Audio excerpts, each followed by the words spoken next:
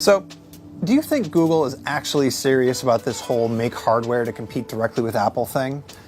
What about the fact that they just hired 2,000 engineers from HTC to make phones? And what about the fact that they're releasing 2 phones today? And what about the fact that these phones have actually really bold design, and they may already have incredibly good cameras, and they feel more like Google phones than they do Android phones? You see, this is the Pixel 2, and this is the Pixel 2 XL, and looking at these 2 phones, I'll tell you what, Google is very serious about making hardware. So as I already said, there's 2 models. The Pixel 2 has a 5-inch screen. It's got these squared off corners and these giant bezels on the top and the bottom.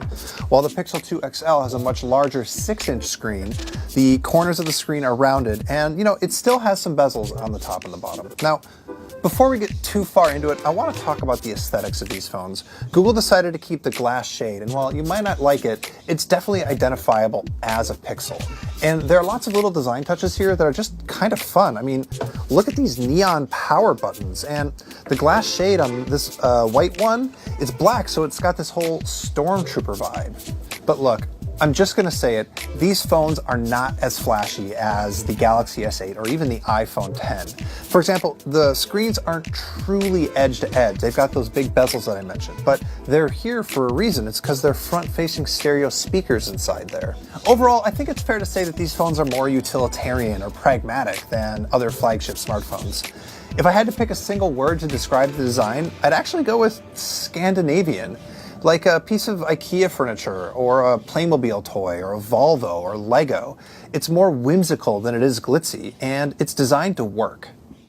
Both phones are available for pre-order right away, and they're going to be shipping on October 19th. The smaller Pixel 2 comes in 3 colors, blue, black, and white. It starts at $649 for 64 gigs of storage. The Pixel 2 XL comes in just black and white, and it's $849. You can get 128 gig versions of either one for $100 more. Google is partnering with Verizon again, but you'll also be able to get them unlocked directly from Google. The company's told me that it's going to do its best to make enough of them, and it has finally upgraded its online store so that you can pre-order even if the thing is out of stock to hold your place in line. Let's talk cameras. Now, it's way too early for me to truly judge the quality of these cameras, but I have been using them for a little bit with pre-production software, and I'm already impressed. The color accuracy, the detail, and the texture all seem really good, even on the selfie camera. Oh, and I should point out that both cameras on both sides, on both phones, are identical. You get the same camera whichever phone you choose. On the back is a 12 megapixel sensor with just the barest of camera bumps. It's got an f1.8 lens and optical image stabilization. It also has these things that are called dual pixels, and they're actually the key to what Google has done to improve this camera. Basically, dual pixels means that every pixel on the camera sensor is actually 2 pixels. That helps with focus, but it also means that there's just a lot more information for the camera processor to work with. And Google loves information.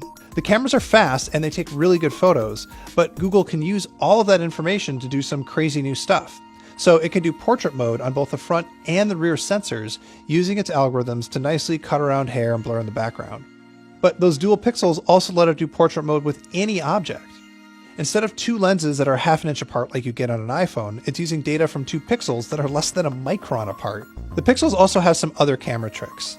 There's something that mimics Apple's live photos, so you can record a tiny 3-second movie with every single shot you take, but Google analyzes the clip and tries to match the beginning and the end to make a better loop, and also to cut out blurry movement. It's also going to build augmented reality stickers directly into the camera app, so if you really want that selfie with a Demogorgon from Stranger Things, you can go to town. And so far, the features here really do seem to work. Google has made all these camera improvements by adding a ton of machine learning to the system. And when you're recording a video, its algorithms do the standard electronic image stabilization, but they've turned on the optical image stabilizer because it's able to track its motion in real time too, and combine all that information together in real time. It's a very smart camera. Now, again, this is not a final verdict. We need to do the review. But last year's Pixel had the best camera you could get on a smartphone. And this year's Pixel, I don't know, I think it has a chance of keeping the crown. Let's talk about the rest of the specs on these things. They both have Qualcomm Snapdragon 835 processors paired to 4 gigs of RAM. They use USB-C for charging, and no, they don't have headphone jacks, but a dongle comes in the box. There are, however, front-facing speakers on both models that don't just get loud, but do so without distorting the sound all to hell. They have Bluetooth 5.0 and support a bunch of new Bluetooth codecs, and they also do auto pairing with certain headphones, just like Apple's AirPods do. The phones are made out of aluminum and Gorilla Glass 5, and unfortunately that means they don't support wireless charging, but they do support fast charging. Google says they're IP67 resistant, which means that they're splash proof, but they're not really fully waterproof. Really, the only notable difference between these two phones are the screens. The Pixel 2 has a 1920 by 1080 screen, and the 2XL is 2880 by 1440, which is an 18 by 9 tall aspect ratio. Google says that it's using the sRGB color space if you care about that, and it's also really proud of this 100,000 to 1 contrast ratio it has for super deep blacks. We can't say if they're going to actually be any better than what you'll get on a Samsung or an iPhone 10, but they do look pretty good to me. And you know what, this is as good a place as any to mention that Google is also releasing a new version of its Daydream View VR headset that works with these phones. They have new lenses that are sharper and give a wider field of view. They've been redesigned to let in less ambient light, and there's a top strap too if you're going to be wearing them for a long time. There's even a new heat sink on the flap that draws heat away from the phone.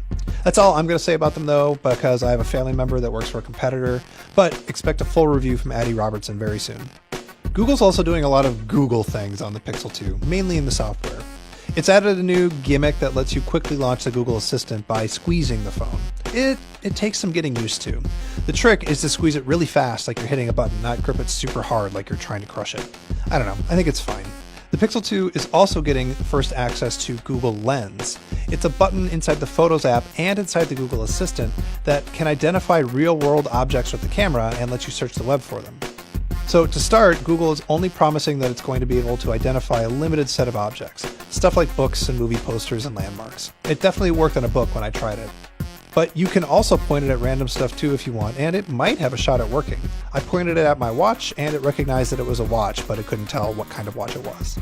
And finally, as it does with every single release, Google is messing around with the home screen and adding some more custom features. This time, the button to search Google has been integrated at the bottom on the app dock, and then up top, there's a new At a Glance widget that will show your next appointment. There are now better live wallpapers that are basically like little movie clips on your home screen. And last but not least, Google has updated the camera software. It integrates a little bit better with Google Photos now. Are these the world's most powerful phones? Nah. They don't have the world's most powerful processor, and they definitely don't have the world's most amazing screen. Where Apple and Samsung can hit you in the face with hardware advances, Google has to play a more subtle game.